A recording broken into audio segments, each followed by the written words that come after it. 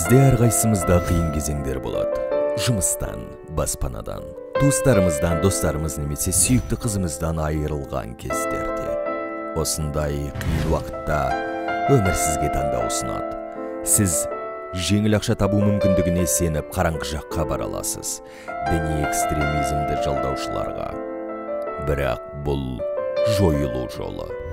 Айналаңыздағы адамдарға қайғы қасірет пен өлімге әкелетін жол сіздің жеке басыңызды жоятын бақыт.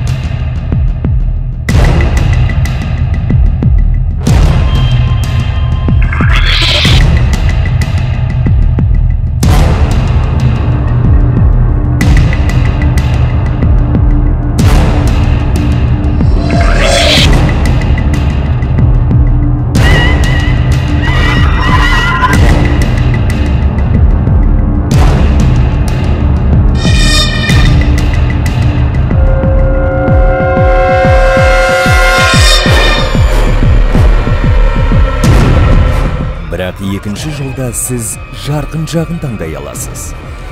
Бұл өз бетімен жұмыс жасаудың, жаңа білімді игерудің ауыр және қажырлы еңбегі.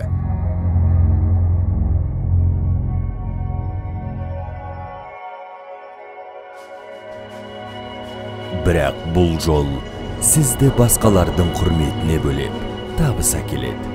Қате таңдалған қадам іс жүзінде қалыпты жағдайға оралуға мүмкіндік бермейді.